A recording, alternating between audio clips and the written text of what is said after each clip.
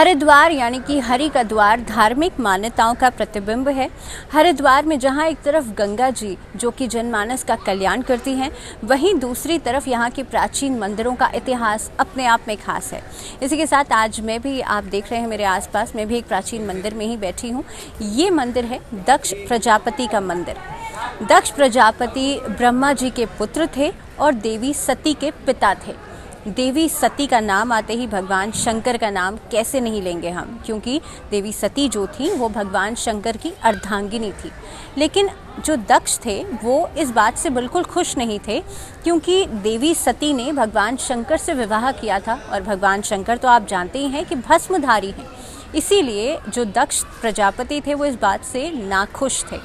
और जब दक्ष ने यज्ञ किया जिसमें कि 84 लाख देवी देवताओं और ऋषि मुनियों को आमंत्रित किया गया था, लेकिन उन्होंने भगवान शिव को, अपने दामाद को आमंत्रण नहीं भेजा। और इसी बात से नाराज़ होकर के जब देवी सती जो थी वो दक्ष के यज्ञ में पहुंची। क्यों? क्योंकि आप जानते हैं कि जो एक बेटी होती है, शादी के बाद भी उसे अपने पिता के घर जाने के लिए आमंत्रण की ज़रूरत पड़ती है। लेकिन देवी सती जो थी वो नाराज़ थी और उसके बाद जब वो दक्ष के यज्ञ में पहुंची तो उस महायज्ञ में अपने पति को बुलावा ना भेजने के कारण देवी सती ने खुद आत्मदाह कर लिया उसी यज्ञ के अंदर।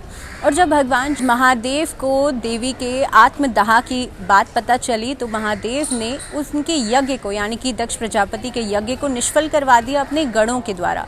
और दक्ष प्रजापति ने इस बात से अपनी गलती का उन्हें एहसास हुआ और उन्होंने भगवान शंकर से क्षमा याचना की।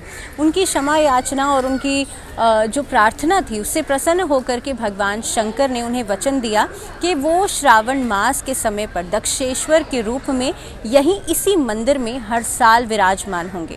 उसके बाद से हर साल यहीं पर भगवान शंकर जो हैं वो आते हैं। उनका आगमन श्रावण मास में दक्षेश्वर के रूप में यहाँ ज़रूर होता है।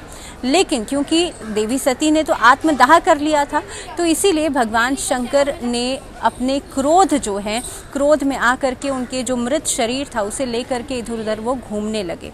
और उसी की वजह से, क्योंकि भगवान शंकर का त्रिनेत्रधारी भी उन्हें कहा जाता है, और तीसरी आंख जब उनकी खुली तो कहीं ना कहीं पे पूरी सृष्टि में महाप्रलय भी आ गई थी, जिसके कारण जब सभी देवी देवता इस बात से परेशान हो गए और वो भगवान विष्णु के पास पहुँचे और उनसे जाकर के उन्होंने प्रार्थना करी कि आप कुछ न कुछ सुझाव ज़रूर, इसका कोई हल ज़रूर निकालिए। तो उसके बाद भगवान विष्णु ने अपने सुदर्शन चक्र से देवी सती के अंगों को विभाजित कर दिया, देवी सती के अंगों को काट दिया।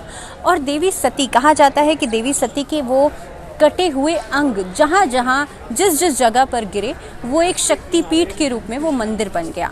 कहा जाता है कि हरिद्वार खुद मायापुरी के नाम से 7 पुरियों में विख्यात है। इसीलिए इस जगह पर माया देवी की पूजा भी की जाती है।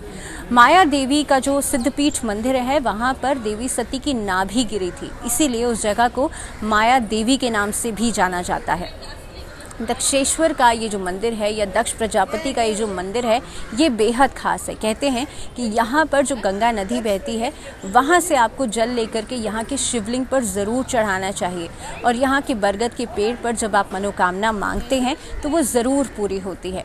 यहाँ पर अलग अलग मान्यताएँ हैं, अलग अलग आस्थाएँ हैं, और उन्हीं आस्थाओं से जुड़े हुए हमारी जितनी भी श्रद्धा है उससे आपके जीवन में आपकी हर तरह की मनोकामना ज़रूर पूरी होती है।